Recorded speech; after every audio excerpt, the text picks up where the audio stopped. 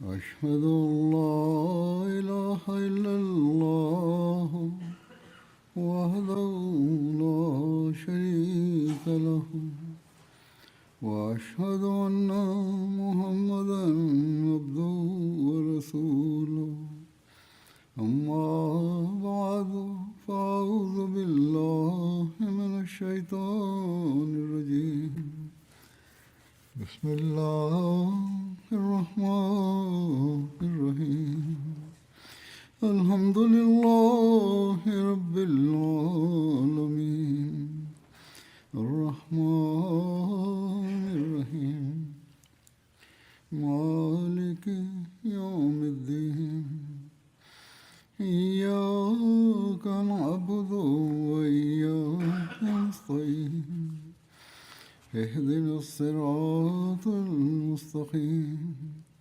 صراط الذين أنعمت عليهم غير المغضوب عليهم ولا الضالين. அண்ணல் நபி ஸல்லல்லாஹு அலைஹி வஸல்லம் அவர்கள் இறைவன் மீது கொண்டிருந்த அளப்பரிய நேசம் குறித்து எண்ணற்ற நிகழ்வுகள் உள்ளன. சொல்லப்போனால் அன்னாரது உள்ளத்தில் எந்நேரமும் இறை நேசம் எனும் ஒரு பெருங்கடல் அலைமோதி கொண்டிருந்தது என்ற விஷயத்தில்தான் அன்னாரது ஒவ்வொரு செயலும் ஒவ்வொரு நிகழ்வும் சென்று முடிகின்றது. இதன் ஒரு காட்சி நமக்கு உஹுது போரில் தென்படுகிறது. அங்கே அன்னாருக்கு இறைவன் மீதிருந்த நேசத்தில் தனித்துவமான மற்றும் ஒப்பற்ற துடிப்பு கொண்டிருந்த ஒரு தனி தோரணை இருந்தது. அறிவிப்பில் வருகிறது, ஹஜ்ரத் பரா ரலியல்லாஹு அன்ஹு அவர்கள் அறிவிக்கிறார்கள், உஹுது நாளன்று நாங்கள் இணை வைப்பவர்களை எதிர்கொண்டோம். அப்போது நபி ஸல்லல்லாஹு அலைஹி வஸல்லம் அவர்கள் வில்லாளிகள் கொண்ட ஒரு படைக்குழுவை நிற்க வைத்து ஹஜ்ரத் அப்துல்லாஹ் ரலியல்லாஹு அன்ஹு அவர்களை அவர்களுக்கு தலைவராக நியமித்தார்கள்.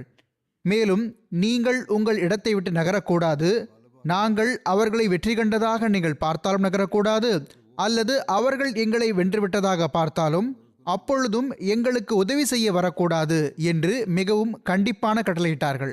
அதாவது வெற்றி தோல்வி ஆகிய இரண்டு சூழ்நிலைகளிலும் நீங்கள் உங்கள் இடத்தை விட்டு விலகக்கூடாது. இங்கு நிகழ்வின் உச்சக்கட்டத்தில் பெருமானார் ஸல்லல்லாஹு அலைஹி வஸல்லம் அவர்களுக்குள் இறை நேசம் குறித்து எப்படிப்பட்ட எழுச்சி இருந்தது என்பதை அறிவிப்பாளர் பின்வருமாறு விளக்குகிறார். எங்களுடன் போர் நடந்தபோது எதிரிகள் ஓடிப்போய்விட்டனர். எதுவரை எனில் இணை வைப்பாளர்களான பெண்கள் அவர்களுடைய கால்களின் அணிகலன்கள் தென்படும் அளவுக்கு ஆடைகளை கணுக்காலுக்கு மேல் உயர்த்தி பிடித்துக் கொண்டு மலைகளை நோக்கி ஓடுவதை நான் பார்த்தேன். அப்போது முஸ்லிம்கள் போர் செல்வம் என்று கூறத் தொடங்கிவிட்டார்கள். ஹஜ்ரத் அப்துல்லாஹ் ரலியல்லாஹு அன்ஹு அவர்கள் அவர்களை தடுத்தார்கள். அதாவது அவர்களுடைய அணியை தடுத்து நபி பெருமானார் ஸல்லல்லாஹு அலைஹி வஸல்லம் அவர்கள் நீங்கள் நகரக்கூடாது என்று எனக்கு வலியுறுத்தி கூறியுள்ளார்கள் என கூறினார்கள். ஆனால் அவர்கள் கேட்காமல் மலை குன்றை விட்டுவிட்டு போர் செல்வத்தின் பக்கம் வந்தபோது அல்லாஹும் அந்த முஸ்லிம்களை விட்டும் முகம் திருப்பிவிட்டான். அதாவது மக்கள் குன்றை விட்டுவிட்டு போர் செல்வத்தை சேகரிப்பதற்காக வந்துவிட்ட போது அல்லாஹ் முஸ்லிம்களை விட்டும் முகம் திருப்பிவிட்டான். போர் தலைகீழாக மாறியது. எதிரிகள் மீண்டும் தாக்குதல் நடத்தினார்கள். இவ்வாறு 70 முஸ்லிம்கள் ஷஹீதானார்கள். அறிவிப்பாளர் கூறுகிறார்கள், இதற்கிடையில் நபி பெருமானார் ஸல்லல்லாஹு அலைஹி வஸல்லம் அவர்கள் தம் தோழர்களுடன் மலையடிவாரத்தில் ஒதுங்கியிருந்தார்கள். அப்பொழுது அபூ சுஃபியான் ஓர் உயர்ந்த இடத்தில் ஏறி நின்று மக்களிடையே முஹம்மது இருக்கிறாரா ஸல்லல்லாஹு அலைஹி வஸல்லம் என்று கூவினார். பெருமானார் ஸல்லல்லாஹு அலைஹி வஸல்லம் அவர்கள் அவருக்கு பதிலளிக்காதீர்கள் என்று கூறினார்கள். பின்னர் அவர் இவர்களிடையே இப்னு அபி கஹாஃபா அதாவது அபூபக்கர் அவர்கள் இருக்கிறாரா என்று கேட்டார். நபி ஸல்லல்லாஹு அலைஹி வஸல்லம் அவர்கள் பதிலளிக்க வேண்டாம் என்று கூறினார்கள். பிறகு அவர் இவர்களிடையே இப்னு ஹத்தாப் உமர் இருக்கிறாரா என்று கேட்டார். எந்த பதிலும் வராததைக் கண்டு இவர்கள் அனைவரும் கொல்லப்பட்டு விட்டார்கள், உயிரோடு இருந்திருந்தால் நிச்சயம் பதிலளித்திருப்பார்கள் என்று அபூ சுஃபியான் கூறினார். ஹஜ்ரத் உமர் ரலியல்லாஹு அன்ஹு அவர்களால் பொறுத்துக்கொள்ள முடியவில்லை. அவர்கள், அல்லாஹ்வின் எதிரியே, நீ பொய் சொல்கிறாய், உனக்கு எதிரில் உன்னை இழிவுபடுத்தக்கூடியவர்களை அல்லாஹ் உயிரோடு வைத்திருக்கிறான் என்று உரக்க குரலானார்கள், அதாவது கூற பார்த்தார்கள். உடனே அபூ சுஃபியான், ஹுபல் சிலை மேலோங்கட்டும் என்று முழக்கமிட்டார். அவர் இவ்வாறு சொன்னதும் பெருமானார் ஸல்லல்லாஹு அலைஹி வஸல்லம் அவர்கள் துடித்து போய், நீங்கள் இதற்கு பதில் சொல்லுங்கள் என்று கூறினார்கள். சஹாபா பெருமக்கள், நாங்கள் என்ன பதில் சொல்லட்டும் என்று பணியுடன் கேட்டார்கள். அதற்கு ஹுசூர் ஸல்லல்லாஹு அலைஹி வஸல்லம் அவர்கள், அல்லாஹ்வே அனைவரையும் விட மேலானவன், அனைவரையும் விட பெரியவன் என்று சொல்லுங்கள் என்று கூறினார்கள். மீண்டும் அபு சுஃபியான், எங்களுக்கு உஸ்ஸா சிலை இருக்கிறது, உங்களுக்கு எந்த உஸ்ஸாவும் சிலையும் இல்லை என்று கூறினார். நபி பெருமானார் ஸல்லல்லாஹு அலைஹி வஸல்லம் அவர்கள் இதற்கு பதிலளித்திருங்கள் என்று கூறினார்கள். சஹாபா பெருமக்கள் என்ன பதில் சொல்ல வேண்டும் என்று கேட்டார்கள். அதற்கு அன்னார், அல்லாஹ்வே எங்களுக்கு உதவியாளன், உங்களுக்கு எந்த உதவியாளனும் இல்லை என்று சொல்லுங்கள் என்று கூறினார்கள். அதாவது அல்லாஹ்விற்காக தன்மானம் பற்றிய கேள்வி எழுந்தபோது, அவன் மீதான நேசம் பற்றிய கேள்வி எழுந்தபோது அன்னார் தமது இன்னுயிரை பற்றி எந்த கவலையும் படவில்லை. உடனடியாக இதற்கு பதில் கொடுங்கள் என்று சஹாபா பெருமக்களுக்கு கட்டளையிட்டார்கள். முதலில் அன்னார் ஹிக்மத்தின் அடிப்படையில் நடந்து பதிலளிக்க விரும்பவில்லை. இதனை பற்றி ஹஜ்ரத் முஸ்லிம் மௌத் ரலியல்லாஹு அவர்களும் வரலாற்றின் அடிப்படையில் எழுதியுள்ளார்கள். அவர்கள் எழுதுகிறார்கள், மாநபி ஸல்லல்லாஹு அலைஹி வஸல்லம் அவர்களை சூழ்ந்து நின்ற சஹாபா பெருமக்கள் நிராகரிப்பாளர்களின் பலத்த தாக்குதலால் பின்னுக்கு தள்ளப்பட்டிருந்தார்கள். நிராகரிப்பாளர்கள் பின்வாங்கியதுமே அவர்கள் மீண்டும் பெருமானார் ஸல்லல்லாஹு அலைஹி வஸல்லம் அவர்களை சூழ்ந்து ஒன்று திரண்டனர். அதாவது சஹாபா பெருமக்கள் ஒன்று கூடிவிட்டார்கள். அன்னல் நபி ஸல்லல்லாஹு அலைஹி வஸல்லம் அவர்களின் பொன்னான உடலை தாங்கி பிடித்தார்கள். ஏனென்றால் பெருமானார் ஸல்லல்லாஹு அலைஹி வஸல்லம் அவர்கள் மயங்கி கீழே விழுந்திருந்தார்கள். ஒரு சஹாபி ஹஜ்ரத் உபைதா பின் ஜர்ராஹ் ரலியல்லாஹு அவர்கள் பெருமானார் ஸல்லல்லாஹு அலைஹி வஸல்லம் அவர்களின் தலையில் பதிந்திருந்த தலைக்கவசத்தின் இரும்பு கம்பியை தம்முடைய பற்களால் கடித்து பலமாக வெளியெடுத்தார். இதனால் அவருடைய 2 பற்கள் உடைந்து போயின. சிறிது நேரத்திற்கு பிறகு பெருமானார் ஸல்லல்லாஹு அலைஹி வஸல்லம் அவர்களுக்கு நினைவு திரும்பிவிட்டது. நான் கூறியது போன்று அன்னார் காயங்கள் காரணமாக மயக்கமடைந்திருந்தார்கள். அன்னாருக்கு நினைவு திரும்பியதும் சஹாபா பெருமக்கள், அல்லாஹ்வின் தூதர் ஸல்லல்லாஹு அலைஹி வஸல்லம் அவர்கள் உயிரோடு இருக்கிறார்கள், அனைவரும் வந்துவிடுங்கள் என்று தெரிவிப்பதற்காக மைதானத்தின் நாலாபுறமும் ஆட்களை அனுப்பினார்கள். ஏனெனில் பெருமானார் ஸல்லல்லாஹு அலைஹி வஸல்லம் அவர்கள் ஷஹீதாகிவிட்டார்கள் என்று எதிரிகள் வதந்தி பரப்பியிருந்தனர். நௌதுபில்லாஹ். சிதறி ஓடியிருந்த முஸ்லிம் படை மீண்டும் ஒன்று திரள துவங்கிவிட்டது. நபி ஸல்லல்லாஹு அலைஹி வஸல்லம் அவர்கள் அவர்களை அழைத்து கொண்டு மலையடிவாரத்திற்கு சென்று விட்டார்கள். எஞ்சியிருந்த படை மலையடிவாரத்தில் நின்று கொண்டிருந்த போது அபு சுஃபியான் மிக உரத்த குரலில், நாங்கள் முஹம்மதை ஸல்லல்லாஹு அலைஹி வஸல்லம் கொன்றுவிட்டோம் என்று கூவினார். எதிரிகள் உண்மையை நிலையை அறிந்து கொண்டு மீண்டும் தாக்குதல் நடத்திவிடக் கூடாது என்பதற்காக பெருமானார் ஸல்லல்லாஹு அலைஹி வஸல்லம் அவர்கள் அபு சுஃபியானுக்கு பதிலளிக்கவில்லை. எதிரிகள் முஸ்லிம்கள் மரணிக்கவில்லை, மாறாக காயமுற்றிருக்கிறார்கள் என்று நினைத்தார்கள். முஸ்லிம்கள் காயமடைந்த நிலையில் இருப்பதனால் அவர்களால் மீண்டும் ஒரு தாக்குதலை தாங்க முடியாது என்பதனாலும், காயமுற்றிருக்கும் முஸ்லிம்கள் மீண்டும் எதிரிகளின் தாக்குதலுக்கு ஆளாகி விடுவார்கள் என்பதனாலும் அன்னார் பதிலளிக்கவில்லை. இஸ்லாமிய படையிலிருந்து இதற்கு எந்த பதிலும் வராததைக் கண்டு தனது எண்ணம் சரியானதுதான் என்று அபு சுஃபியானுக்கு உறுதியாகிவிட்டது. அவர் உரத்த குரலில், நாங்கள் அபுபக்கரையும் கொன்றுவிட்டோம் என்று கூறினார். ஆனால் பெருமானார் ஸல்லல்லாஹு அலைஹி வஸல்லம் அவர்கள் ஹஜ்ரத் அபூபக்கர் ரலியல்லாஹு அவர்களுக்கும் எந்த பதிலும் அளிக்க வேண்டாம் என்று கட்டளையிட்டார்கள். பிறகு அபு சுஃபியான், நாங்கள் உமரையும் கொன்றுவிட்டோம் என்று கூறினார். அப்பொழுது மிகவும் ஆவேசமிக்கவரான ஹஜ்ரத் உமர் ரலியல்லாஹு அவர்கள், நாங்கள் இறையருளால் உயிரோடு தான் இருக்கிறோம், உங்களை எதிர்க்க ஆயத்தமாகவே இருக்கிறோம் என்று பதிலளிக்க விரும்பினார்கள். ஆனால் மாநபி ஸல்லல்லாஹு அலைஹி வஸல்லம் அவர்கள், முஸ்லிம்களை இன்னலில் ஆழ்த்தி விடாதீர், அமைதியாக இருப்பீராக, இப்போது பலவீனமான நிலை இருக்கிறது, அப்படியே தாக்குதல் எடுத்து விட்டார்கள் என்றால் இன்னும் அதிகம் இழப்பு ஏற்படலாம் என்று கூறி தடுத்து விட்டார்கள். இப்போது இஸ்லாத்தின் தோற்றுநரையும் அவருக்கு வலது இடது கரங்களாக விளங்கியவர்களையும் நாம் கொன்றுவிட்டோம் என்று இணை வைப்பாளர்களுக்கு உறுதியாகிவிட்டது. இதனால் அபு சுஃபியானும் அவருடைய கூட்டாளிகளும் மகிழ்ச்சியில் ஓலு ஹுபல், அதாவது எங்கள் கண்ணியமிக்க சிலையான ஹுபலின் புகழ் ஓங்குக, அது இன்று இஸ்லாத்தை முடிவுக்கு கொண்டு வந்துவிட்டது என்று முழக்கப்பட்டனர். தமது மரணத்தை பற்றிய அறிவிப்பை கேட்டும், அபூபக்கர் ரலியல்லாஹு அன்ஹு அவர்களின் மரணத்தை குறித்த அறிவிப்பை கேட்டும் மற்றும் உமர் ரலியல்லாஹு அன்ஹு அவர்களின் மரணம் பற்றிய அறிவிப்பை கேட்டும் காயமுற்றிருக்கும் முஸ்லிம்கள் மீது மீண்டும் காஃபிர்கள் படை திரும்பி தாக்குதல் தொடுத்துவிடப் போகிறது, சிறிதளவு முஸ்லிம்கள் அவர்களுடைய கைகளால் ஷஹீதாகிவிடப் போகிறார்கள் என்று எண்ணி மௌனமாக இருக்குமாறு அறிவுறுத்திய அதே அண்ணல் நபி ஸல்லல்லாஹு அலைஹி வஸல்லம் அவர்கள் இப்பொழுது அந்த ஓரிறைவனின் கண்ணியம் பற்றிய கேள்வி வந்ததும், இணை வைப்பின் முழக்கம் மைதானத்தில் ஒலிக்கப்பட்டதும், அன்னாரது ஆன்மா துடித்து போனது. அன்னார் மிகுந்த ஆவேசத்துடன் சஹாபா பெருமக்களை நோக்கி, நீங்கள் ஏன் பதில் கூறாமல் இருக்கிறீர்கள் என்று கேட்டார்கள். அதற்கு தோழர்கள், அல்லாஹின் தூதரவர்களே ஸல்லல்லாஹு அலைஹி வஸல்லம், நாங்கள் என்ன பதிலளிக்கட்டும் என்று வினவினார்கள். அதற்கு அண்ணல் நபி ஸல்லல்லாஹு அலைஹி வஸல்லம் அவர்கள், அல்லாஹு அலா வாஜல், அல்லாஹு அலா வாஜல், அதாவது ஹுபல் சிலையின் கண்ணியம் உயர்ந்தது என்று நீங்கள் பொய் கூறுகிறீர்கள். தனித்தவனும் இணையற்றவனுமான அல்லாஹ்வே கண்ணியமிக்கவன், அவனது மேன்மையே உயர்ந்தது, ஹுபல் அல்ல என்று சொல்லுங்கள் என்று கூறினார்கள். இவ்வாறு பெருமானார் ஸல்லல்லாஹு அலைஹி வஸல்லம் அவர்கள் தாம் உயிரோடு இருக்கும் செய்தியை எதிரிகளுக்கு தெரியப்படுத்தினார்கள். இந்த துணிச்சலான மற்றும் வீரமிக்க பதில் இணை வைப்பவர்களின் படையில் மிக ஆழமான தாக்கத்தை ஏற்படுத்தியது. இந்த பதிலின் மூலம் அவர்களின் எதிர்ப்புகள் அனைத்தும் மண்ணோடு மண்ணாகிய பிறகும் அவர்களுக்கு முன்னால் மிகச் சொற்பமான எண்ணிக்கையில் காயமுற்ற நிலையில் முஸ்லிம்கள் நின்றிருந்த போதிலும் உலகியல் விதிகளின்படி அவர்களை அழித்து விடுவது முற்றிலும் சாத்தியமான ஒன்றாக இருந்த போதிலும் மீண்டும் தாக்குதல் தொடுக்க அவர்களுக்கு துணிச்சல் வரவில்லை. தங்களுக்கு கிடைத்த அளவு வெற்றியையே கொண்டாடியவாறு அவர்கள் மக்காவுக்கு திரும்பிச் சென்று விட்டார்கள். பெருமானார் ஸல்லல்லாஹு அலைஹி வஸல்லம் அவர்கள் அல்லாஹுடனான நேசத்தில் ஷிர்கின் துளி கூட படவிட மாட்டார்கள். ஒரு அறிவிப்பில் வருகிறது, ஹஜ்ரத் இப்னு அப்பாஸ் ரலியல்லாஹு அன்ஹுமா அவர்கள் அறிவிக்கிறார்கள், ஒருவர் நபி ஸல்லல்லாஹு அலைஹி வஸல்லம் அவர்களிடம் வந்து, அல்லாஹும் தாங்களும் நாடினால் என்று கூறினார். அதை கேட்ட அண்ணல் நபி ஸல்லல்லாஹு அலைஹி வஸல்லம் அவர்கள், என்னை நீர் அல்லாஹுக்கு நிகராக்கி விட்டீரா? இதற்கு மாறாக தனியே அல்லாஹ் நாடினால் என்று சொல்வீராக என்று கூறினார்கள்.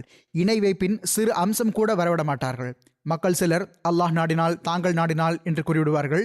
எனினும் எல்லாம் வல்ல அல்லாஹ் நாடினால், அல்லாஹின் அருள் இருக்கிறது என்றால், பிறகு அன்னாருடைய துவாவும் இருக்கிறது என்றால் பிறகு பரக்கத் ஏற்படும். துவா எனும் அளவுக்கோ சரிதான், ஆனால் தாங்கள் நாடினால் என்பது தவறாகும். ஏனெனில் பெருமானார் ஸல்லல்லாஹு அலைஹி வஸல்லம் அவர்கள் இதை வன்மையாக வெறுத்தார்கள். பிறகு ஹுசூர் ஸல்லல்லாஹு அலைஹி வஸல்லம் அவர்களுக்கு மக்கள் மன்னரைகளை வணங்கும் இடமாக ஆக்கிவிடுவார்களோ என்ற கவலை எப்போதும் இருந்து வந்தது. ஆனால் பேரிழந்த நிலை என்னவென்றால் இன்று அதற்கு மாறாகவே நடந்து வருகிறது. முன்னரும் நான் கூறியிருந்தேன், முஸ்லிம்கள் பீர்மார்கள் மற்றும் ஃபகீர்மார்களின் மன்னரைகளுக்கு சென்று வணக்க வழிபாடுகளையும் சஜிதாக்களையும் செய்கிறார்கள். ஆனால் பெருமானார் ஸல்லல்லாஹு அலைஹி வஸல்லம் அவர்களோ மன்னரைகளை மஸ்ஜிதுகளாக மாற்றுவதை தடுத்துள்ளார்கள். ஹஜ்ரத் ஆயிஷா ரலியல்லாஹு அன்ஹா அவர்கள் அறிவிக்கிறார்கள், அண்ணல் நபி ஸல்லல்லாஹு அலைஹி வஸல்லம் அவர்கள் மரணத்தின் தருவாயில் இருந்த நோயின் போது, அதாவது இறுதி நேரத்தில், யூதர்கள் மற்றும் கிறிஸ்தவர்கள் மீது அல்லாஹ்வின் சாபம் உண்டாகட்டும், அவர்கள் தங்களுடைய நபிமார்களின் அடக்கஸ்தலங்களை வணக்கஸ்தலங்களாக ஆக்கி கொண்டார்கள் என்று கூறினார்கள். ஹஜ்ரத் ஆயிஷா ரலியல்லாஹு அவர்கள் கூறினார்கள், பெருமானார் ஸல்லல்லாஹு அலைஹி வஸல்லம் அவர்கள் இவ்வாறு கூறியிருக்காவிட்டால் அன்னாரது கபர் திறந்த வெளியாக வைக்கப்பட்டிருக்கும். ஆனால் அதை வணக்க இடமாக மாற்றிவிடுவார்களோ என்று நான் அஞ்சுகிறேன். வணக்க இடம் உருவாக்கப்பட்டு விடக்கூடாது என்பதற்காகத்தான் திறந்த வெளியாக வைக்கப்படவில்லை. இப்பொழுதோ அரசாங்கம் அதை சுற்றி முறையாக ஏற்பாடு செய்து வைத்துள்ளது. எவ்விதமான இணை வைப்பும் வெளிப்பட்டுவிடக் கூடாது என்பதற்காக வேலிகள் மற்றும் சுவர்கள் அமைத்துள்ளார்கள். குறைந்தபட்சம் அவர்கள் இந்த நல்ல வேலையை செய்துள்ளார்கள். ஏனெனில் அன்னார் இந்த இணை வைப்பை வன்மையாக வெறுத்தார்கள். இறைவனின் ஓரிறைமையை பற்றி எடுத்துரைப்பதில் ஓர் அறிவிப்பு இவ்வாறு வருகிறது. ஹஜ்ரத் இப்னு அபி கஅப் ரலியல்லாஹு அன்ஹு அவர்கள் அறிவிக்கிறார்கள், இணை வைப்பாளர்கள் ஹஜ்ரத் ரசூலுல்லாஹ் ஸல்லல்லாஹு அலைஹி வஸல்லம் அவர்களிடம், நீங்கள் உங்கள் இறைவனின் தலைமுறையை எங்களுக்கு சொல்லுங்கள் என்று கேட்டார்கள். இதனால் அல்லாஹ் இந்த வசனங்களை இறக்கினான். உல் ஹுவல்லாஹு அஹத் அல்லாஹு ஸமத். பொருள், அல்லாஹ் ஒருவன், அல்லாஹ் தேவையற்றவன், அவன் தனித்தவனும் ஈடு இணையற்றவனும் ஆவான். அவன் எவரையும் பெறவும் இல்லை, எவராலும் பெறப்படவும் இல்லை. ஏனெனில் பிறந்த எதுவாயினும் அது மரணித்தே தீரும். மேலும் மரணிக்கின்ற எதற்கும் வாரிசும் இருந்தே தீரும். கண்ணியமும் மேன்மையும் மிக்க அல்லாஹ் மரணிக்கவும் மாட்டான், அவனுக்கு எந்த வாரிசும் இருக்காது. அவனுக்கு இணையானவரும் எவரும் இல்லை. அறிவிப்பாளர் கூறுகிறார்கள், அவனுக்கு ஒப்பானவர் எவரும் இல்லை, சமமானவரும் எவரும் இல்லை, அவனை போன்றவரும் எவரும் இல்லை. பெருமானார் ஸல்லல்லாஹு அலைஹி வஸல்லம் அவர்கள் அல்லாஹ்வின் ஓரிறைமையை எடுத்துக் கூறுவதற்கான எந்த வாய்ப்பையும் கை நழுவ விடமாட்டார்கள்.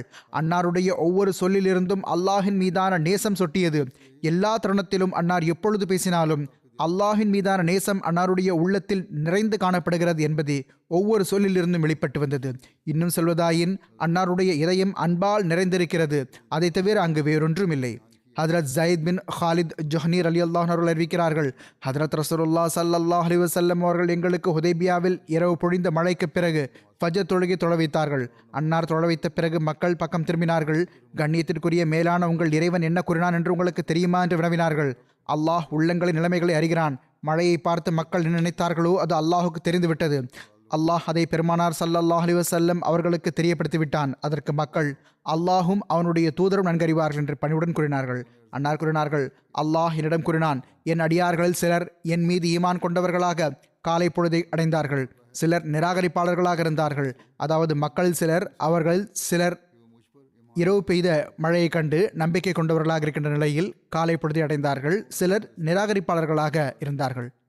எவர் எங்கள் மீது அல்லாஹின் அருள் மற்றும் அவனுடைய கருணையால் மழை பொழிந்தது என்று கூறினாரோ அவர் என் மீது ஈமான் கொள்ளக்கூடியவர் ஆவார். நான் கூறியது போன்று எவர்கள் அல்லாஹின் அருளால் மழை பொழிந்தது என்று கூறினார்களோ அவர்கள் ஈமான் கொண்டவர்கள் ஆவார்கள், நட்சத்திரங்களை நிராகரிக்கக்கூடியவர்கள் ஆவார்கள். அந்த காலத்தில் நட்சத்திரங்களையும் வழிபட்டு வந்தார்கள். தர்பியத் அம்சமும் குறைவாக இருந்தது. இந்த வழிபாடு செய்பவர்களாக இருந்த இணைவிப்பாளர்கள் பலர் இவ்வாறு இஸ்லாத்தில் நுழைந்தார்கள். எனவே சில மக்கள் இன்ன நட்சத்திரத்தின் காரணமாக இன்று மழை பெய்தது என்று கூறிவிடுவார்கள். எனவே நட்சத்திரங்களினால் இன்று மழை பொழிந்தது என்று சொன்னவர்கள் என்னை நிராகரிப்பவர்கள் ஆவார்கள், நட்சத்திரத்தின் மீது ஈமான் கொள்ளக்கூடியவர்கள் ஆவார்கள் என்று கூறினார்கள். எனவே அல்லாஹ் அன்னாரிடம் கூறினான், முஹம்மதே ஸல்லல்லாஹு அலைஹி வஸல்லம், நீர் இறைவனின் ஓரிறைமையை பற்றிய முழுமையான புரிதலை கொண்டிருப்பது போன்று எந்த அளவு நுணுக்கமான முறையில் நீங்கள் இறைவனின் தௌஹீத் மற்றும் அவன் மீதான நேசத்திற்கு ஒவ்வொரு விவகாரத்திலும் சான்று பகர வேண்டும் என்று ஈமான் கொண்ட மக்களிடமும் கூறுவீராக. மனதின் ஆழத்திலிருந்து அவன் மீது ஈமான் கொள்ள வேண்டும். ஹஜ்ரத் ஜாபிர் ரலியல்லாஹு அவர்கள் அறிவிக்கிறார்கள், நபி பெருமானார் ஸல்லல்லாஹு அலைஹி வஸல்லம் அவர்களிடம் ஒரு நபர் வந்து, யா ரசூலல்லாஹ் ஸல்லல்லாஹு அலைஹி வஸல்லம், சுவனம் மற்றும் நரகத்தை கட்டாயமாக்கக்கூடிய 2 விஷயங்கள் எவை என்று பணிவுடன் வினவினார். அதற்கு ஹுசூர் ஸல்லல்லாஹு அலைஹி வஸல்லம் அவர்கள், எவர் அல்லாஹுக்கு யாரையும் இணையாக்காத நிலையில் மரணித்தாரோ அவர் சுவனத்தில் நுழைவார், எவர் அல்லாஹுக்கு இணை வைத்த நிலையில் மரணித்தாரோ அவர் நரகத்தில் நுழைவார், அவர் நெருப்பில் நுழைவார் என்று கூறினார்கள். எனவே இன்றும் ஷிர்க் என்றால் என்ன என்று கேட்கின்ற ஒவ்வொருவருக்கும் இதே பதில் போதுமானது. இது குறித்து ஹஜ்ரத் வாக்களிக்கப்பட்ட மசி அலைஹிஸ்ஸலாத்து வஸ்ஸலாம் அவர்களும் கூறியுள்ளார்கள், காரணிகள் மீது நம்பிக்கை வைத்தல், தன் மீது நம்பிக்கை வைத்தல், தனது திறமையின் மீது நம்பிக்கை வைத்தல், தனது செல்வத்தின் மீது நம்பிக்கை வைத்தல், தனது குடும்பம் மற்றும் கோத்திரத்தின் மீது நம்பிக்கை வைத்தல் மற்றும் தன்னுடைய வழித்தோன்றல்கள் மீது நம்பிக்கை வைத்தல் ஆகியவை. சுருக்கமாக, மனிதன் இறைவனுக்கு முதன்மை அளிக்காமல் எந்த விஷயத்தில் நம்பிக்கை வைத்தாலும் சரி, அல்லாஹின் பெயரை எடுக்காமல் எதில் நம்பிக்கை வைத்தாலும் சரி, அவன் இணை வைப்புக்கு ஆளாகிறான். எனவே இந்த அளவு நுணுக்கத்துடன் நாம் நம்மை ஆய்வு செய்து கொண்டே இருக்க வேண்டும். அதாவது நாம் ஷிர்க்கிலிருந்து தவிர்ந்திருக்க வேண்டும், அதன்படி அமல் செய்ய வேண்டும், மேலும் அல்லாஹின் மீதான நேசத்தை உள்ளத்தில் உருவாக்கி கொண்டே செல்ல வேண்டும். பிறகு இன்னும் நுட்பமாக ஒரு இடத்தில் நபி ஸல்லல்லாஹு அலைஹி வஸல்லம் அவர்கள் இவ்வாறு கூறியுள்ளார்கள். மஹ்மூத் பின் லபீத் ரலியல்லாஹு அன்ஹு அவர்கள் அறிவிக்கிறார்கள், ஹதரத் ரசூலுல்லாஹ் ஸல்லல்லாஹு அலைஹி வஸல்லம் அவர்கள், எனக்கு உங்களை நினைத்து மிகச்சிறிய ஷிர்க்கை பற்றி தான் எல்லாவற்றையும் விட அதிகமான அச்சம் இருக்கிறது என்று கூறினார்கள். சஹாபா பெருமக்கள், அல்லாஹ்வின் தூதர் அவர்களே ஸல்லல்லாஹு அலைஹி வஸல்லம், மிகச்சிறிய ஷிர்க் என்றால் என்ன என்று வினவினார்கள். அதற்கு நபி ஸல்லல்லாஹு அலைஹி வஸல்லம் அவர்கள், அது வெளிக்காட்டுதல் ஆகும். கியாமத் நாளன்று அல்லாஹ் எந்த மக்களுக்கு நீங்கள் உலகில் வெளிக்காட்டி வந்தீர்களோ, பகட்டை வெளிப்படுத்தினீர்களோ அவர்களிடமே செல்லுங்கள், மேலும் அவர்களிடம் உங்களுக்கு ஏதாவது கைமாறு கிடைக்கிறதா என்று பாருங்கள். நீங்கள் சில செயல்களை அவர்களுக்கு காட்டுவதற்காக செய்து வந்தீர்கள் அல்லவா, பிறகு அவர்களிடமே கைமாறை பெற்றுக்கொள்ளுங்கள் என்று கூறுவான். எனவே வெளிக்காட்டுதல் மற்றும் பகட்டு, அதாவது மக்களுக்கு காட்டுவதற்காக பாசாங்கான கோட்பாடுகள் மற்றும் செயற்கையானவை ஆகிய இவை அல்லாஹுக்கு முற்றிலும் பிடிக்காதவையாகும். ஏனென்றால் அந்த செயல்களை நீங்கள் அல்லாஹை மகிழ்விப்பதற்காக செய்யவில்லை, மாறாக காட்டுவதற்காக, அந்த மக்களை மகிழ்ச்சிப்படுத்துவதற்காக செய்து கொண்டிருப்பீர்கள். எனவே நம்முடைய அமல்கள் என்னவாக இருக்கின்றன என்று இந்த அளவு ஆழமான முறையில் நாமும் நம்மை ஆய்வு செய்து கொண்டிருக்க வேண்டும். ஏனென்றால் மறுமை உலகில் இப்படிப்பட்ட எந்த பாலமும் பயனளிக்காது, அல்லாஹின் அருள் மட்டுமே பயனளிக்கும். மேலும் மாநபி ஸல்லல்லாஹு அலைஹி வஸல்லம் அவர்களின் சுன்னத்தின்படி அமல் செய்வது, அன்னாருக்கு கட்டுப்படுதல், அன்னாரை பின்பற்றுதல் ஆகியவையே உண்மையில் பயனளிக்கக்கூடியவையாகும். அதை அல்லாஹ்வே பிடித்தமானதாக கொண்டிருக்கிறான். ஏனென்றால் அல்லாஹ்வே இவ்வாறு கூறுகிறான், ஃபத்தபிஊனி யுஹ்பிபுக்குமுல்லாஹ், அதாவது என்னை பின்பற்றுங்கள், அல்லாஹ் உங்களை நேசிப்பான் என்று மக்களிடம் கூறுவீராக என்று அன்னாரை அறிவிக்கச் செய்தான். பிறகு ஒரு ஹதீஸில் வருகிறது, ஹதரத் அபு ஹுரைரா ரலியல்லாஹு அன்ஹு அவர்கள் ஹதரத் ரசூலுல்லாஹ் ஸல்லல்லாஹு அலைஹி வஸல்லம் அவர்களிடமிருந்து அறிவிக்கிறார்கள். அன்னார் கூறினார்கள், அல்லாஹ் அவனது வழியில் போருக்கு புறப்படும் நபருக்கு, ஒன்று நான் அவர் பெற்ற வெகுமதி அல்லது போர் செல்வத்துடன் அவரை திருப்பி அனுப்பிவிடுவேன், அல்லது அவரை சுவனத்தில் நுழையச் செய்வேன் என்று தான் பொறுப்பேற்றுள்ளான். அதாவது ஒன்று வெற்றி கிடைக்கும் அல்லது ஷஹீதாகிறார் என்றால் அவர் சுவனத்தில் நுழைவார். நிபந்தனை என்னவென்றால் என் மீதான ஈமானும் என் தூதர்களை உண்மைப்படுத்தியதும் ஆகியவையே அவரை போருக்கு புறப்பட செய்திருக்க வேண்டும். ஈமான் உறுதி வாய்ந்ததாக இருக்க வேண்டும் என்பதும், அல்லாஹ்வின் தூதருக்கு கட்டுப்பட்டவாறு பைஅத்துக்கான உரிமையை நிறைவேற்றிய வண்ணம் போருக்காக புறப்பட வேண்டும் என்பதுதான் நிபந்தனையாகும்.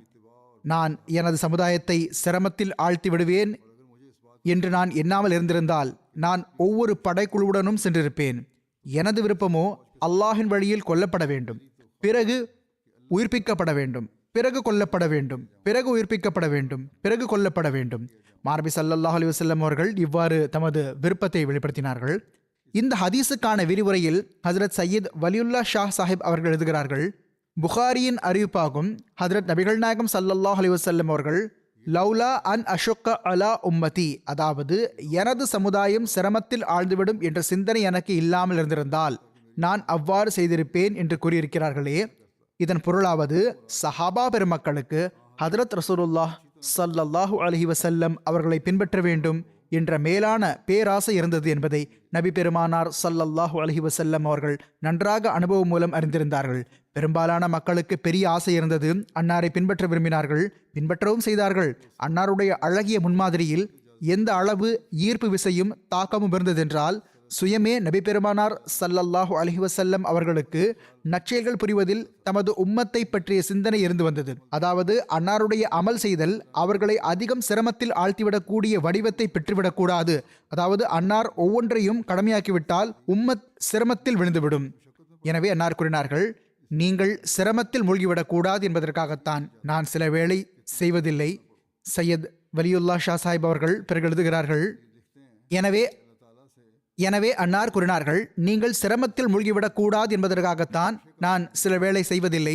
சையத் வலியுல்லா ஷா சாஹிப் அவர்கள் பிறகு எழுதுகிறார்கள், அன்னாருக்கு அல்லாஹின் மீது அளப்பரிய நேசம் இருந்தது. எதிரிகள் கூட அஷிக முஹம்மதுன் ரப்பா, அதாவது முஹம்மது தம் இறைவன் மீது அளவு கடந்த நேசம் கொண்டிருக்கிறார் என்ற சொற்களில் இந்த நேசத்தை பற்றியே கூறி வந்தார்கள் ஸல்லல்லாஹு அலைஹி வஸல்லம். ஆனால் அந்த நேசத்துடன் சேர்த்து தமது நஃப்ஸ் மீது கட்டுப்பாடும் இருந்தது. அறிவும் ஒரு கணம் கூட அன்னாருக்கு உதவாமல் இருக்கவில்லை. எவர்கள் தம்முடைய அமல்களில் மக்களிடம் வேலை வாங்குகிறார்களோ அவர்களுக்கு இதில் ஒரு பாடம் உள்ளது. கண்மூடித்தனமாக தம்முடைய உணர்வுகளுக்கு பின்னால் செல்வது உயர்ந்த ஈமானின் அடையாளமும் கிடையாது, ஒரு உயர்ந்த நன்மையும் கிடையாது. சில மக்கள் எங்களுக்கு தன்மானம் இருக்கிறது, நாம் இதை செய்ய வேண்டும் அதை செய்ய வேண்டும் என்று கூறுகிறார்கள். அல்லாஹ் நடுநிலையை விரும்புபவனாவான். நடுநிலையான எல்லையில் நிலைத்திருப்பது நன்மையின் உயர்வாகும். ஏனெனில் அதில் ஆன்மாவுடன் போராட வேண்டி வருகிறது. எனவே இங்கு ஆன்மாவுடன் போராட்டமும் இருக்கிறது, அல்லாஹின் மீதான நேசமும் இருக்கிறது. இரண்டையும் முன்னிறுத்தியவாறு பணிபுரிய வேண்டும். கண்மூடித்தனமாக சென்றோம் என்று இருக்கக்கூடாது. நபி பெருமானார் ஸல்லல்லாஹு அலைஹி வஸல்லம் அவர்கள் தம்முடைய எடுத்துக்காட்டுகளை நிலைநாட்டி நமக்கு எத்தகைய ஒரு பாதையை காட்டிவிட்டார்கள் என்றால், இறைவன் மீதான நேசமும் எல்லையை அடைந்திருக்கிறது, தம்முடைய விருப்பங்களை வெளிப்படுத்துவதிலும் எல்லையை அடைந்திருக்கிறது, மேலும் தியாகத்திலும் எல்லையை அடைந்திருக்கிறது. ஆனால் அத்துடன் சேர்த்து அறிவு மற்றும் நடுநிலையான வழியும் உள்ளது. அதுவும் கூட அதை மேற்கொள்ளுமாறு அல்லாஹ்வே கட்டளையிட்டிருப்பதனால்தான் இருக்கிறது. ஒரு அறிவிப்பில் வருகிறது, அன்னார் இணை வைப்பாளர்களிடம் உதவி பெறுவதை கடுமையாக வெறுத்தார்கள். அன்னாருடைய தூய துணைவியார் ஹதரத் ஆயிஷா ரலியல்லாஹு அன்ஹா அவர்கள் அறிவிக்கிறார்கள், ஹதரத் ரசூலுல்லாஹ் ஸல்லல்லாஹு அலைஹி வஸல்லம் அவர்கள் பத்ரை நோக்கி புறப்பட்டார்கள். அன்னார் மதீனாவின் மேற்கு திசையில் 3 மைல் தொலைவில் உள்ள ஹர்ரத்துல் வபரா என்ற இடத்தை அடைந்த போது ஒரு மனிதர் அன்னாரை சந்தித்தார். மேலும் வீரத்தை பற்றி கூறிக்கொண்டிருந்தார். அவர் மிகவும் வீரமான மனிதராக இருந்தார். ஹதரத் ரசூலுல்லாஹ் ஸல்லல்லாஹு அலைஹி வஸல்லம் அவர்களின் சஹாபா பெருமக்கள் அவரை பார்த்ததும், அவர் வந்து விட்டார், நம்முடன் போரில் கலந்து கொள்வார் என்று மிகுந்த மகிழ்ச்சி அடைந்தார்கள். அவர் பெருமானார் ஸல்லல்லாஹு அலைஹி வஸல்லம் அவர்களை சந்தித்த போது அன்னாரிடம், நான் தங்களுடன் செல்வதற்காகவும் தங்களுடன் கலந்து கொள்வதற்காகவும் மற்றும் தங்களுக்கு உதவி புரிவதற்காகவும் வந்துள்ளேன் என்று பணிவுடன் கூறினார்.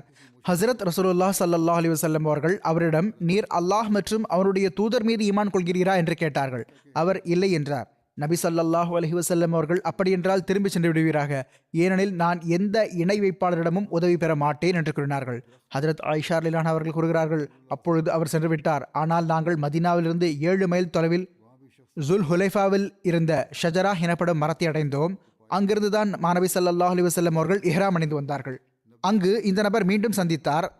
அவர் அன்னாரை பார்த்து முதல் முறை கூறியது போன்றே கூறினார். ஹஜரத் நபிகள் நாயகம் ஸல்லல்லாஹு அலைஹி வஸல்லம் அவர்கள் அவரிடம் முதலில் கூறியது போன்றே கூறினார்கள். அன்னார் திரும்பி சென்று விடுவீராக, நான் எந்த இணை வைப்பாளரிடமும் உதவி பெற மாட்டேன் என்று கூறினார்கள். பிறகு அவர் திரும்பி சென்று விட்டார். அடுத்து மக்காவுக்கும் மதீனாவுக்கும் நடுவில் ஜுல் ஹுலைஃபாவை தாண்டி பைசா எனும் இடத்தில் அன்னாரை சந்தித்தார். எவ்வாறாயினும் அங்கு பெருமானார் ஸல்லல்லாஹு அலைஹி வஸல்லம் அவர்கள் அவரிடம் மீண்டும் முதலில் கூறியது போன்றே கூறினார்கள். அதாவது, நீர் அல்லாஹ் மற்றும் அவனுடைய தூதர் மீது ஈமான் கொள்கிறீரா என்று கேட்டார்கள். அவர் இப்பொழுது ஆமாம் என்று கூறினார். எனவே ஹதரத் ரசூலுல்லாஹ் ஸல்லல்லாஹு அலைஹி வஸல்லம் அவர்கள் அவரிடம் இப்பொழுது புறப்படுவீராக, இப்பொழுது நீர் எங்களுடன் புறப்படலாம் என்று கூறினார்கள். ஆக நிலைமைகள் எப்படி இருந்தாலும் அல்லாஹுடன் அன்பு மற்றும் தன்மானமானது ஒரு இடை வைப்பாளரிடம் உதவி பெறுவதை பொறுத்து கொள்ள முடியாததாக இருந்தது. அதுவும் குறிப்பாக இறைவனின் திருப்தி மற்றும் மார்க்கத்திற்காக செய்யப்படும் பணியில். ஹதரத் முஸ்லிம் மௌத் ரலியல்லாஹு அவர்கள் கூறுகிறார்கள், ஹதரத் ரசூலுல்லாஹ் ஸல்லல்லாஹு அலைஹி வஸல்லம் அவர்களை பாருங்கள், எவ்வளவு இறைஞானம் இருந்தது, எவ்வளவு எச்சரிக்கையாக இருந்தார்கள், எவ்வாறு அல்லாஹுக்கு அஞ்சிய வண்ணம் இருந்தார்கள். அன்னார் எல்லா மனிதர்களை காட்டிலும் முழுமை பெற்றவராக இருந்த போதிலும், எல்லா விதமான குற்றங்களை விட்டும் தூய்மையானவராக இருந்த போதிலும், இறைவன் அன்னாருக்கு பாதுகாவலனாகவும் கண்காணிப்பாளனாகவும் இருந்தான். பிறகும் இந்த தூய்மை மற்றும் பரிசுத்த தன்மை இருந்தும் நிலை எப்படி இருந்தது என்றால், எந்நேரமும் அல்லாஹுக்கு அஞ்சியவாறு இருப்பார்கள், நன்மைக்கு மேல் நன்மை புரிவார்கள், உயர்ந்ததிலும் உயர்ந்த நற்செயல்கள் புரிவார்கள், ஒரு நன்மைக்கு பிறகு இன்னொரு நன்மை என செய்து கொண்டே செல்வார்கள். ஒருபோதும் தீமை என்ற பேச்சுக்கே இடம் இருக்கவில்லை, அதன் நிழல் கூட இருந்ததில்லை. உயர்ந்ததிலும் உயர்ந்த நற்செயல்கள் புரிந்து வந்தார்கள், எந்நேரமும் இறைவனை வணங்குவதில் மூழ்கியிருப்பார்கள். அவ்வாறு இருந்தும் அஞ்சுவார்கள், மிகவும் அஞ்சி வந்தார்கள். தம்புறமிருந்து இயன்ற அளவு எச்சரிக்கையாக இருப்பார்கள். ஆனால் இறைவனின் பக்கம் பார்வை செலுத்துவார்கள். அவனுடைய கம்பீரத்தை பார்க்கும்போது அந்த தனித்தவனின் அவையில் தம்முடைய அனைத்து நற்செயல்களையும் மறந்து விடுவார்கள். இஸ்திக்ஃபார் செய்வார்கள், வாய்ப்பு கிடைக்கும் போது தௌபா செய்வார்கள். ஹதரத் அபூ ஹுரைரா ரலியல்லாஹு அன்ஹு அவர்கள் கூறுகிறார்கள், சமிஅத்து நபிய ஸல்லல்லாஹு அலைஹி வஸல்லம் யகூலு வல்லாஹி இன்னி லஅஸ்தக்ஃபிருல்லாஹ வ அதூபு இலைஹி ஃபில் யௌமி அக்ஸர் மின் 70 மர்ரா. இது புகாரியின் ஹதீஸாகும். பொருள், நான் நபி பெருமானார் ஸல்லல்லாஹு அலைஹி வஸல்லம் அவர்கள் இவ்வாறு கூற கேட்டேன், இறைவன் மீது ஆணையாக நான் ஒரு நாளுக்கு 70 முறைக்கு மேல் இறைவனுக்கு முன்னால் என்னுடைய பலவீனங்களுக்காக மன்னிப்பு கோரிக்கொண்டே இருக்கின்றேன், அவன் பக்கம் குடிந்து விடுகின்றேன். 70 எனும் இந்த சொல்லும் கூட அரபியில் எண்ணற்ற என்ற பொருளில் பயன்படுத்தப்படுகிறது. எண்ணற்ற முறையில் இதை செய்கிறேன். அல்லாஹின் மீதான நேசத்தின் நிலைமை எப்படி இருந்ததென்றால், எல்லா தருணத்திலும் அருளுக்குரிய நாவு இறைவனை நினைவு கூறுவதில் நினைந்திருந்தது.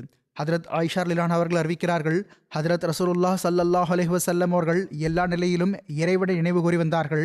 இது குறித்து ஹதரத் முஸ்லிம் மௌத் ரலியல்லாஹு அன்ஹு அவர்களும் எடுத்துரைத்துள்ளார்கள். ஹதீஸ்களிலிருந்தும் நிரூபணமாவது, எல்லா நேரமும் அன்னாரது நாவு இறைவனை நினைவு கூறுவதில் இணைந்திருந்தது. ஹசரத் சம்ராஹ் பின் ஜந்தப் ரலியல்லாஹு அன்ஹு அவர்கள் அறிவிக்கிறார்கள், நபி ஸல்லல்லாஹு அலைஹி வஸல்லம் அவர்கள் கூறினார்கள், 4 விஷயங்கள் அனைத்து கூற்றுகளை காட்டிலும் சிறந்தவையாகும். அதில் எதிலிருந்து நீ துவங்கினாலும் அதில் உனக்கு எந்த இழப்பும் இல்லை. இந்த விஷயங்களை கொண்டு துவங்கினால் எல்லாவற்றையும் விட சிறந்தவையாகும், சிறந்த மற்றும் அருளுக்குரிய விஷயங்களாகும். அவை யாவை? 1 சுப்ஹான் அல்லாஹ், 2வது அல்ஹம்துலில்லாஹ், 3வது லா இலாஹ இல்லல்லாஹ், 4வது அல்லாஹு அக்பர். அதாவது அல்லாஹ் தூயவன், எல்லா புகழும் அல்லாஹுக்கே உரித்தாகும், அல்லாஹை தவிர வணக்கத்திற்குரியவர் வேறு எவரும் இல்லை, மற்றும் அல்லாஹ் எல்லாரையும் விட பெரியவன் ஆவான் என்பதாகும். ஆக இந்த விஷயங்கள் எத்தகையவை என்றால், எப்பொழுதும் மனிதனின் சிந்தனையில் இருந்தால், எந்நேரமும் அவற்றை நினைவில் கொண்டால், பேசும்போது அல்லது வேலை செய்யும் போதும் இந்த விஷயங்களை முன்னால் நிறுத்தினால் அவற்றில் பரக்கத் ஏற்படும். இவ்வாறே ஹதரத் அப்துல்லாஹ் பின் பசர் அவர்கள் கூறுகிறார்கள், ஒரு கிராமவாழ் மனிதர் ஹதரத் ரசூலுல்லாஹ் ஸல்லல்லாஹு அலைஹி வஸல்லம் அவர்களிடம் வந்து, இஸ்லாத்தின் சட்டங்கள் மற்றும் நற்செயல்கள் எனக்கு மிகவும் அதிகமாகிவிட்டன என்று கூறினார். அதாவது இவ்வளவு சட்டத்திட்டங்கள், கட்டளைகள் மற்றும் நன்மை குறித்த விஷயங்கள் உள்ளன, என்னை போன்ற மனிதனுக்கு மிகவும் அதிகமாகிவிட்டன என்று கூறினார். கிராமவாழ் மனிதர்களாக இருந்தார்கள். இது போன்ற கேள்விகள் கேட்டுவிடுவார்கள். அவர் ஹுசூர் ஸல்லல்லாஹு அலைஹி வஸல்லம் அவர்களே, அவற்றில் ஏதாவது ஒரு விஷயத்தை கூறுங்கள், நான் அவற்றை கடைபிடிக்கிறேன், அதை முறையாக பேணுகிறேன், அதை அதிகப்படியாக செய்து வருகிறேன் என்று கூறினார். நபி பெருமானார் ஸல்லல்லாஹு அலைஹி வஸல்லம் அவர்கள் கூறினார்கள், உனது நாவு தொடர்ச்சியாக இறை நினைவில் நினைந்திருக்கட்டும், உனது நாவை இறை நினைவில் நினைத்துவை. அன்னார் கூறினார்கள், லா யஸாலு லிசானுக ரத்பும் மின் ஸிக்ரில்லாஹி அஸ்ஸ வஜல்ல. அதாவது உனது நாவு எப்பொழுதும் தொடர்ச்சியாக இறை நினைவில் நினைந்திருக்கட்டும். பிறகு ஓர் அறிவிப்பில் வருகிறது, ஹஜ்ரத் ஜாபிர் ரலியல்லாஹு அன்ஹு அவர்கள் அறிவிக்கிறார்கள், ஹஜ்ரத் ரசூலுல்லாஹ் ஸல்லல்லாஹு அலைஹி வஸல்லம் அவர்கள் கூறினார்கள், எல்லாவற்றையும் விட சிறந்த ஸிக்ர் லா இலாஹ இல்லல்லாஹ் ஆகும், எல்லாவற்றையும் விட சிறந்த துஆ அல்ஹம்துலில்லாஹ் ஆகும். ஒரு அறிவிப்பில் வருகிறது, ஹதரத் அபு உமாமா அவர்கள் அறிவிக்கிறார்கள், ஹதரத் ரசூலுல்லாஹ் ஸல்லல்லாஹு அலைஹி வஸல்லம் அவர்கள் கூறினார்கள், அல்லாஹ்வின் புறமிருந்து பத்ஹா பகுதியை, அதாவது மக்காவை தங்கத்தால் ஆனதாக ஆக்கிவிடுவதாக எனக்கு முன்னால் எடுத்து வைக்கப்பட்டது. அதற்கு நான், என் நிறைவா, அதற்கு மாறாக நான் ஒரு நாள் வயிறு நிறைய உண்ண வேண்டும், ஒரு நாள் பட்டினியாக இருக்க வேண்டும். ஆக நான் பசித்தவனாக இருக்கும்போது உனக்கு முன்னால் அழுது மன்றாடுவேன், உன்னை நினைவு கூறுவேன். நான் வயிறு நிறைய உணவு உண்ணதும் உன்னை புகழ்ந்து உனக்கு நன்றி செலுத்துவேன். எனக்கு இது வேண்டாம், எனக்கோ நீ எப்பொழுதும் நினைவில் இருப்பதுதான் வேண்டும். பொன்னும் பொருளும் அதிகமாகிவிட்டால் அதனால் உன்னை நினைப்பது இல்லாமல் ஆகிவிடக்கூடாது என்று கூறினேன். ஹதரத் வாக்களிக்கப்பட்ட மசீல் இஸ்லாம் அவர்கள் கூறினார்கள், நபி பெருமானார் ஸல்லல்லாஹு அலைஹி வஸல்லம் அவர்கள் தம் மீது இந்த நெருக்கடியை அல்லது சிரமத்தை பொறுத்து கொண்டார்களே, அல்லது பொருளாதார அடிப்படையில் அன்னாரது நிலைமை வலுவற்றதாக இருந்தது, இது அல்லாஹ் அன்னாருக்கு வழங்கவில்லை என்பதனால் அல்ல. அல்லாஹ் அளவற்ற முறையில் வழங்கினான். ஆனால் அல்லாஹின் மீதான நேசம் மற்றும் அவனது நினைவில் அன்னார் ஏழ்மை வாழ்வை கழிப்பதை ஏற்றுக்கொண்டார்கள். ஆனால் அன்னார் அருட்கொடைகளை நிராகரித்தார் என்பதும் கிடையாது. நன்றாக சமைக்கப்பட்ட உணவுகளையும் மற்றும் அருட்கொடைகளையும் உண்டு வந்தார்கள். அதற்காக அல்லாஹுக்கு நன்றி செலுத்தி வந்தார்கள். இவ்வாறே ஒரு அறிவிப்பில் வருகிறது. ஹதரத் அபு பக்ரா அவர்கள் அறிவிக்கிறார்கள், ஹதரத் ரசூலுல்லாஹ் ஸல்லல்லாஹு அலைஹி வஸல்லம் அவர்கள் எப்பொழுது ஒரு விஷயம், ஒரு மகிழ்ச்சிக்குரிய விஷயம் ஏற்பட்டாலோ அல்லது அன்னாருக்கு ஏதாவது ஒரு விஷயம் பற்றிய நற்செய்தி கூறப்பட்டாலோ உடனடியாக அல்லாஹுக்கு நன்றி செலுத்துவதற்காக சஜிதாவில் விழுந்து விடுவார்கள். அல்லாஹுக்கு முன்னாலேயே அனைத்து நன்றி செலுத்துதலும் இருக்கிறது. அவன் மீதான அன்பு மற்றும் அவனை புகழ்வதன் எதிர்பார்ப்பே, அவனுடைய அடியாராக இருப்பதன் எதிர்பார்ப்பே அவனுக்கு முன்னால் உடனடியாக குனிவதும் அவனுக்கு நன்றி செலுத்துவதும் ஆகும். ஹதரத் பராபின் ஆசிப் அவர்கள் விவரிக்கிறார்கள், ஹதரத் ரசூலுல்லாஹ் ஸல்லல்லாஹு அலைஹி வஸல்லம் அவர்கள் கூறினார்கள், நீங்கள் உங்கள் படுக்கைக்கு வரும்போது தொழுகைக்காக நீங்கள் செய்யும் உலுவை போன்று உலு செய்துவிட்டு வாருங்கள். அதாவது உறங்குவதற்கு முன் உலு செய்து கொள்வது நல்ல விஷயமாகும். பிறகு உங்களுடைய வலது பக்கம் திரும்பி படுங்கள். மேலும் துவாக்கள் ஓதுங்கள். அந்த துவாக்களின் மொழியாக்கத்தை நான் படிக்கிறேன். இவையாகும். அல்லாஹ்வே, நான் உனக்கு அஞ்சியவாறும் உன்னை நேசித்தவாறும் என்னை உனது பொறுப்பில் கொடுத்து விட்டேன்.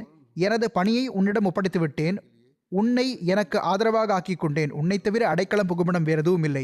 ஈடேற்றத்திற்கான எந்த இடமும் இல்லை. ஈடேற்றம் உன்னிடம் மட்டுமே உள்ளது. நீ இறக்கிய அந்த மறையின் மீது நான் ஈமான் கொண்டுள்ளேன். நீ அனுப்பிய அந்த நபியின் மீது ஈமான் கொண்டுள்ளேன். ஹுசூர் ஸல்லல்லாஹு அலைஹி வஸல்லம் அவர்கள் இந்த துஆவை செய்து வருவீராக. ஒருவேளை நீர் அந்த இரவு மரணித்து விட்டால் இயல்பில் மரணித்தவராவீர் என்று கூறினார்கள். எனவே இந்த சொற்களை உங்களுடைய இறுதி கூற்றாக ஆக்கிக் கொள்ளுங்கள். அறிவிப்பாளர் கூறுகிறார்கள், நான் இந்த சொற்களை மரணம் செய்து கொள்வேன் என்று பணிவுடன் கூறினேன். நான் அவற்றை மீண்டும் கூறியவாறு வபி ரசூலி கல்லதி அர்சல்த என்று கூறினேன். மேலும் நீ அனுப்பிய உன் தூதர் மீதும் என்று கூறுவேன். இந்த சொற்களையும் இணைத்துக் கொள்வேன் என கூறினேன். இதற்கு நபி ஸல்லல்லாஹு அலைஹி வஸல்லம் அவர்கள், இல்லை, மாறாக நீ வபி நபியி கல்லதி அர்சல்த, அதாவது மேலும் நீ அனுப்பிய உன் நபியின் மீது என்று கூறு என்று கூறினார்கள். ஹதரத் முஸ்லிம் மௌத் ரலியல்லாஹு அன்ஹு அவர்கள் கூறுகிறார்கள், ஹதரத் ரசூலுல்லாஹ் ஸல்லல்லாஹு அலைஹி வஸல்லம் அவர்கள் எந்த நேரமும் மரணத்தை விட்டும் கவனமற்றவர்களாக இருக்க மாட்டார்கள். மேலும் இறைவன் மீதான அச்சம் அன்னாரிடம் எந்த அளவு மேலோங்கியிருந்ததென்றால், ஒவ்வொரு நாளும் இன்றே மரணம் வந்துவிடும், இன்றே அல்லாஹுக்கு முன் செல்ல வேண்டி வரும் என்று உறுதியாக நம்பிக்கை வைத்து உறங்குவார்கள். எனவே ரயில் இதோ இப்பொழுது புறப்பட்டுவிடும், இதோ இப்பொழுது புறப்பட்டுவிடும் என்று நினைக்கும் ஒரு பயணியை போன்று அன்னார் இருந்தார்கள். அவர் விடுவது சிரமமான எந்த வேலையிலும் தன்னை ஒருபோதும் சிக்க வைத்துக் கொள்ள மாட்டார். ரயிலில் ஏற வேண்டுமென்றால் இங்குமங்கும் தாமதமாகிவிடக்கூடாது அல்லது புறப்பட்டு விடக்கூடாது என்று நினைப்பார். எனவே அவர் வண்டிக்காக காத்து கொண்டிருப்பார். ஆக அன்னாரும் எந்நேரமும் தம் அன்படுக்கு முன்னால் செல்வதற்காக ஆயத்தமாக இருப்பார்கள். மேலும் கழியும் ஒவ்வொரு நொடிப்பொழுதையும் அவனது அருளின் விளைவாக கருதுவார்கள். மரணத்தை நினைவில் வைத்திருப்பார்கள். ஹஜரத் ஹுசைஃபா ரலியல்லாஹு அன்ஹு அவர்கள் அறிவிக்கிறார்கள், ஹஜரத் ரசூலுல்லாஹ் ஸல்லல்லாஹு அலைஹி வஸல்லம் அவர்களுக்கு ஒரு பழக்கம் இருந்தது. அன்னார் படுக்கையில் படுக்கும்போது தமது கன்னத்துக்கு கீழ் தமது கையை வைத்துக்கொண்டு, என் எஜமானனே, நான் மரணிப்பதும் நான் உயிர் வாழ்வதும் உனது பேராலேயே இருக்க வேண்டும் என்று கூறுவார்கள். உறங்கி எழுந்ததும், எங்களை மரணிக்கச் செய்த பிறகு உயிர் தழச் செய்த என் இறைவனுக்கு நன்றி, நாம் அவன் பக்கமே திரும்பிச் செல்ல வேண்டியுள்ளது என்று கூறுவார்கள். இந்த நிகழ்விலிருந்து தெரிய வருவதாவது, அன்னார் ஒவ்வொரு இரவும் படுக்கைக்கு செல்லும் போது தம் புறமிருந்து கணக்கை முடித்துவிட்டு செல்வார்கள். மேலும் இறைவனிடம், நான் மரணித்து விட்டால் அப்பொழுதும் உனது பெயரிலேயே எனது வாழ்வு இருக்க வேண்டும் என்று துஆ கேட்பார்கள். உறங்கி எழும்போது, நானோ என் புறமிருந்து உலகை விட்டு தனியாகிவிட்டேன், நீ என்னை மீண்டும் உயர்த்தலச் செய்ததும் எனது ஆயுளில் பரக்கத்தை ஏற்படுத்தியதும் உனது அருளே ஆகும் என்று இறைவனின் பேரருளுக்காக அவனை புகழ்வார்கள். இவ்வாறு முதல் துஆவின் மூலம் நபி பெருமானார் ஸல்லல்லாஹு அலைஹி வஸல்லம் அவர்கள் எந்நேரமும் மரணத்தை நினைவில் வைத்திருப்பார்கள் என்பது தெரிய வந்ததோ, அவ்வாறே இந்த துஆவும் உள்ளது. இந்த விஷயத்திற்கு சான்றாக உள்ளது. இன்னொரு துஆவும் உள்ளது. அன்னார் தமது வாழ்வின் ஒவ்வொரு நொடிப்பொழுதையும் இறுதி நொடிப்பொழுதாக கருதி வந்தார்கள். அன்னார் உறங்கும் போது தம் இறைவனிடம் தம் விவகாரங்களை தீர்த்து கொள்வார்கள். ஒரு வகையில் ஒவ்வொரு மாற்றத்துக்காகவும் ஆயத்தமாகிவிடுவார்கள். ஆக ஹஜ்ரத் பராபின் ஆசிப் ரலியல்லாஹு அவர்களுடைய அறிவிப்பு வருகிறது. அவர்கள் கூறுகிறார்கள், நபி பெருமானார் ஸல்லல்லாஹு அலைஹி வஸல்லம் அவர்கள் தமது படுக்கையில் சென்று படுக்கும்போது தமது வலது பக்கம் திரும்பி படுப்பார்கள். பிறகு, என் இறைவா, நான் எனது உயிரை உனது பொறுப்பில் கொடுக்கிறேன், எனது முழு கவனத்தையும் உன் பக்கம் திருப்புகிறேன், நான் எனது விவகாரத்தை உன் கையில் ஒப்படைக்கிறேன், என்னையே நான் உனது அடைக்கலத்தில் ஒப்படைக்கிறேன், உன்னிடமிருந்து பலனுக்கான நம்பிக்கை வைத்துள்ளேன், உனது பெருமை மற்றும் பொருட்படுத்தாமை என்பதற்கு அஞ்சியவனாக இருக்கிறேன், உனது சினத்தில் இருந்து தப்பிப்பதற்காக எந்த புகலிடமும் இல்லை, ஈடேற்றத்திற்கான எந்த இடமும் இல்லை, ஆனால் உன்னிடமே ஈடேற்றம் மற்றும் அடைக்கலம் தேட வேண்டியுள்ளது, நான் நீ இறக்கிய மறையின் மீதும் நீ அனுப்பிய தூதரின் மீதும் ஈமான் கொள்கிறேன் என்று கூறுவார்கள். நமக்கு இந்த துஆவை கற்றுத்தந்துள்ளார்கள். ஆக தாமும் அதை மிகவும் பேணி கடைபிடித்து வந்தார்கள். மக்கள் கடை அடைக்கும் போது அதற்கான கணக்கு பார்த்து கொள்வார்கள். தொழில் செய்யக்கூடியவர்கள் தம்முடைய கணக்கு வழக்கை முடித்துவிட்டு இறங்குவார்கள். ஆனால் இறைவனுடனான அந்த கணக்கு வழக்கை தெளிவாக்கிக் கொள்வதில்லை. மக்களுக்கு அதை பற்றி கவலை இருப்பதில்லை. அந்த மாமனிதர் எவ்வளவு விருப்பமானவராக இருந்தார்கள்! காலை முதல் மாலை வரை இறைவனுக்கான உரிமைகளை நிறைவேற்றுவதில் மூழ்கியிருப்பார்கள். அதுவும் தாம் மட்டுமே அவற்றை நிறைவேற்றிடாமல் அத்துடன் சேர்த்து ஆயிரக்கணக்கான மக்களையும் அவர்களும் தங்களுடைய கடமைகளை நிறைவேற்றுகிறார்களா இல்லையா என்று கண்காணித்து வந்தார்கள். ஆனால் இரவு உறங்கும் முன் தாம் செய்த அனைத்து முயற்சிகள் மற்றும் இபாதத்துகள் ஆகியவற்றை மறந்துவிட்டு மிகவும் பணிவுடன் தம் எஜமானனுக்கு முன்னால் எப்படி கணக்கு வழக்கை தெளிவாக்கிக் கொள்வதற்காக நின்று விடுகிறார்கள் என்றால், அன்னார் எந்த தொண்டும் செய்யவே செய்யாதது போன்று இருக்கிறார்கள். மேலும் தமது இன்னுயிரை முழுமையாக இறைவனிடம் ஒப்படைத்துவிட்டு உலகம் மற்றும் அதில் இருப்பவற்றிலிருந்து விலகி இருத்தலை வெளிப்படுத்தாத வரை மற்றும் இறைவனின் கையில் தம்முடைய கைகளை கொடுத்து விடாத வரை உறங்க மாட்டார்கள்.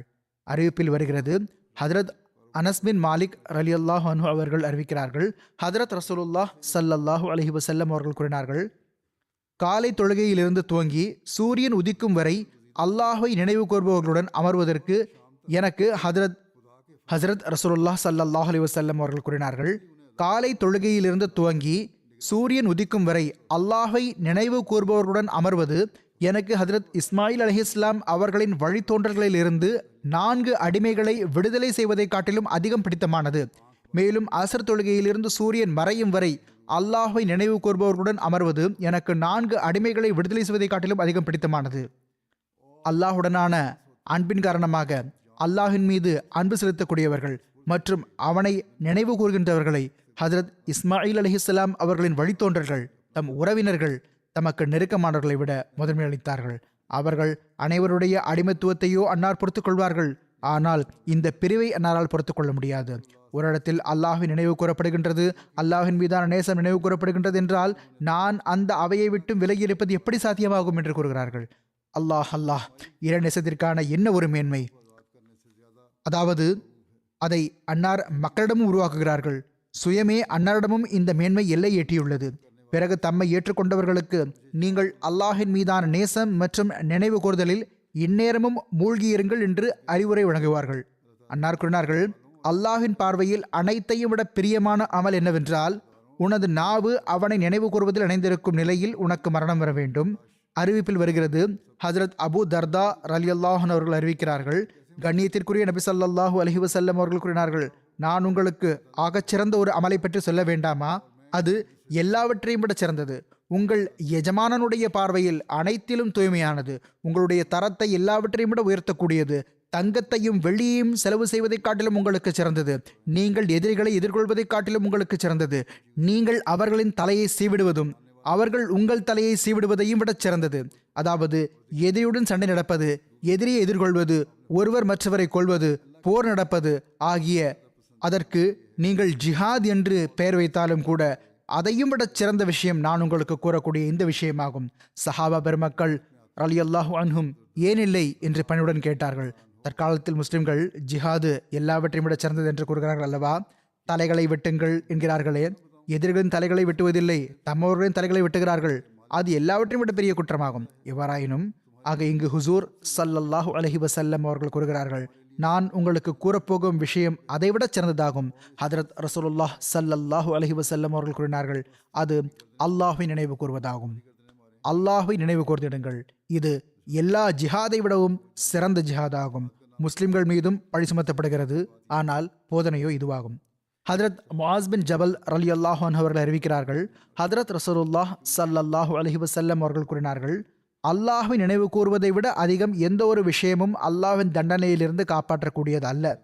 அல்லாஹ்வை நினைவு கூர்ந்தால் அதனால் அல்லாஹ் பல விஷயங்கள் மற்றும் தண்டனைகளிலிருந்து உங்களுக்கு ஈடேற்றம் அளிப்பான்.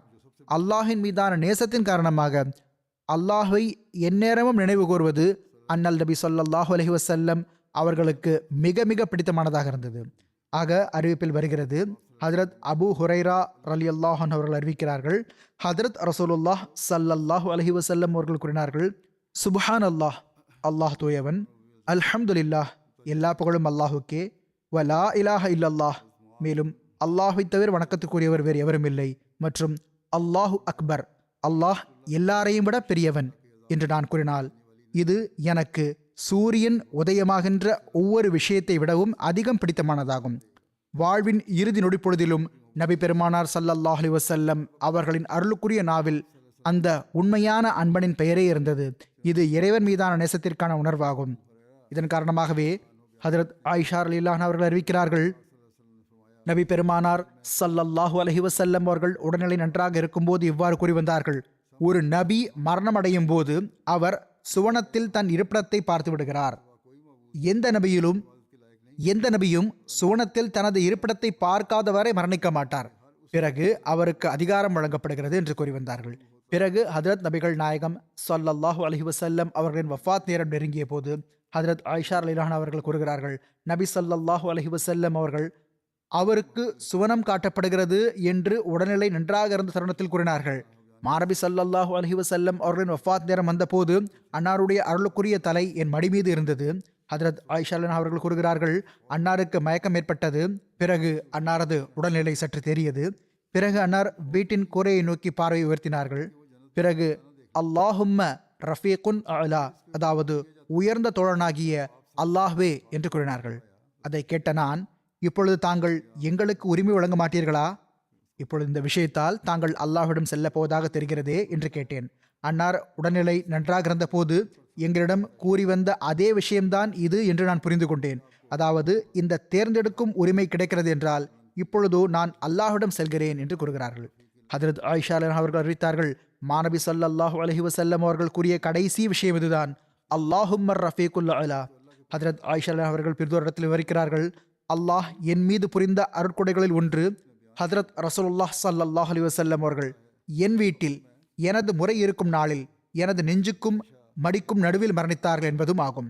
மேலும் அல்லாஹ் அன்னாரது வஃபாத் நேரத்தில் எனது உமிழ்நீரையும் பெருமானார் ஸல்லல்லாஹு அலைஹி வஸல்லம் அவர்களின் அருளுக்குரிய உமிழ்நீரையும் ஒன்றிணைத்தான். அது ஒன்றிணைந்த விஷயத்தை இவ்வாறு விவரிக்கிறார்கள், அப்துர் ரஹ்மான் என்னிடம் வந்தார்கள். அவர்களுடைய கையில் மிஸ்வாக் இருந்தது. ஹதரத் நபிகள் நாயகம் ஸல்லல்லாஹு அலைஹி வஸல்லம் அவர்கள் என் மீது சாய்ந்திருந்தார்கள். அன்னார் அதன் பக்கம் பார்ப்பதை நான் கண்டேன். அன்னாருக்கு மிஸ்வாக் செய்வது மிகவும் பிடிக்கும் என்று எனக்கு தெரியும். நான் தங்களுக்காக நான் அதை வாங்கட்டுமா என்று பணிவுடன் கேட்டேன். அன்னார் ஆமாம் என்று தலையை அசைத்து கூறினார்கள். நான் அதை அன்னாருக்கு கொடுத்த போது அது அன்னாருக்கு கடினமானதாக இருந்தது. அதை நான் தங்களுக்கு மென்மையாக்கி கொடுக்கட்டுமா என்று நான் பணிவுடன் கேட்டேன். அன்னார் ஆம் என்று தம் தலையை அசைத்து கூறினார்கள். நான் அதை மென்மையாக்கினேன். அன்னாருக்கு முன்னால் சிறிய பாத்திரம் இருந்தது. அதாவது பிறகு வாயில் போட்டு அந்த மிஸ்வாக்கை மென்மையாக்கினார்கள். அன்னாருக்கு முன்னால் சிறிய பாத்திரமோ அல்லது பெரிய பாத்திரமோ இருந்ததாக கூறினார்கள். அறிவிப்பாளருக்கு பாத்திரத்தின் அளவை பற்றிய ஐயம் உள்ளது. இவ்வாறாயினும் நபி பெருமானார் ஸல்லல்லாஹு அலைஹி வஸல்லம் அவர்களுக்கு முன்னால் தண்ணீர் பாத்திரம் இருந்தது. அன்னார் தமது அருளுக்குரிய கைகளை தண்ணீரில் இடுவார்கள். பிறகு அவற்றை தமது அருளுக்குரிய முகத்தில் தேய்ப்பார்கள். பிறகு லா இலாஹ இல்லல்லாஹு அன்னலில் மௌத்தி சக்கராத்துன், அதாவது அல்லாஹ்வை தவிர வணக்கத்திற்குரியவர் வேறு எவரும் இல்லை, மரணத்தின் சிரமங்கள் இருக்கின்றனதான் என்று கூறுவார்கள். பிறகு அன்னார் தமது கையை உயர்த்தினார்கள். பிறகு ஃபிர் ரஃபீக்கில் அலா, அதாவது உயர்ந்த தோழனை நோக்கி என்று கூற துவங்கினார்கள். இதுவரை என்றால் அன்னார் வஃபாத்தாகிவிட்டார்கள். அன்னாரது கை தொங்கிவிட்டது. ஹதரத் வாக்களிக்கப்பட்ட மஸீஹ் அலைஹிஸ்ஸலாத்து வஸ்ஸலாம் அவர்கள் கூறுகிறார்கள், வல்ல இறைவன் ஹசரத் நபிகள் நாயகம் ஸல்லல்லாஹு அலைஹி வஸல்லம் அவர்களுக்கு இறுதி நேரத்தில் தேர்ந்தெடுக்கும் உரிமையை வழங்கினான். அதாவது நீர் விரும்பினால் உலகில் வாழலாம் அல்லது விரும்பினால் என் பக்கம் வந்துவிடலாம் என்று தேர்ந்தெடுக்கும் உரிமையை வழங்கினான். அன்னார், என் இறைவா, இப்பொழுது நான் உன் பக்கம் வருவதையே விரும்புகிறேன் என்று பணிவுடன் கூறினார்கள். அன்னாரது அருளுக்குரிய உயிர் பிரிந்த போது அன்னார் கூறிய அந்த கடைசி சொற்றொடர் பிர் ரஃபீக்கில் அலா, உயர்ந்த தோழனை நோக்கி என்பதாகும்.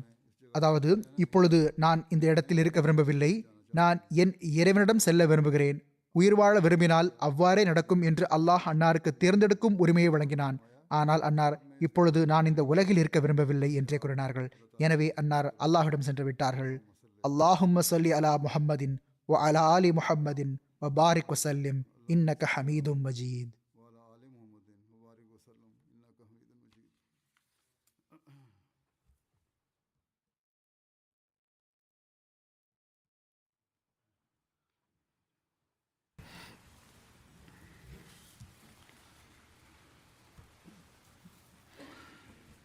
الحمد لله الحمد لله نحمده ونستعينه ونستغفره ونؤمن به ونتوكل عليه ونعوذ بالله من شرور أنفسنا ومن سيئات أعمالنا من يهده الله فلا مضل له ومن يضلله فلا هادي له ونشهد أن لا إله إلا الله وحده لا شريك له ونشهد أن محمدا عبده ورسوله عباد الله رحمكم الله إن الله يأمر بالعدل والإحسان وإيتاء ذي القربى